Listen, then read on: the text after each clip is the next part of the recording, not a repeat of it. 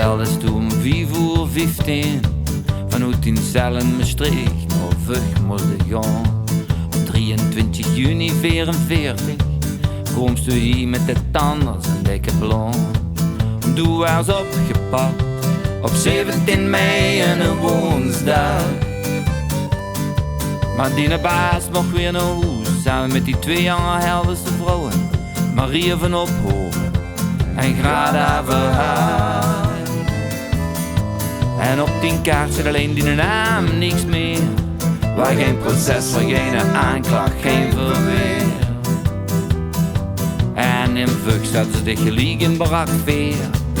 Toen er 7 zoals van het zakdeukske bliek. Tobi's eerste ging's met hosties in de weer. Dat gewerkt in de tuikersfabriek. En aan de Herengracht, toch werd het archief bewaard. De leefarchivaris van de Herengracht bracht ons in treurige kaart. Want op 10 kaart zit alleen die naam, niks meer. Waar geen proces, waar geen aanklacht, geen verweer. Maar voor die Pruisen was het blijkbaar verdacht dat ze zich als oorlogsmisdadiger naar Vught hebben gebracht.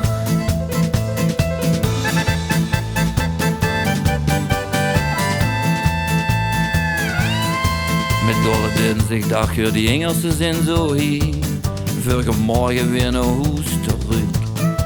Maar uw E-lijn was nog lang niet voorbij. Je kreeg nog eerst een reisje Ravensbrück. Gereed stond in veewagens Pruisen zo.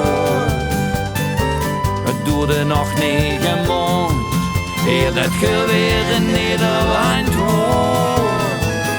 Nog steeds op die kaart alleen die naam, niks meer. Waar geen proces, waar geen aanklacht, geen verweer.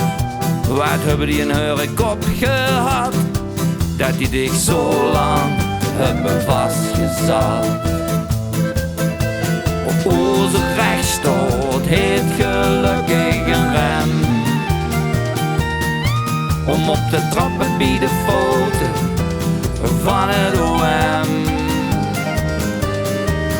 Luc lagen dan, ze laten weer boeven vrij. Maar ik denk dan aan dit, ben ook altijd een beetje blij. Want op 10 kaart zit alleen die naam, niks meer. Waar geen proces, waar geen aanklacht, geen verweer. Daar waar geen zaak, geen rechter, geen rotzee. Ik hoop dat we dat nu hebben gehad. Dat mensen nooit meer zomaar weer vastgezet.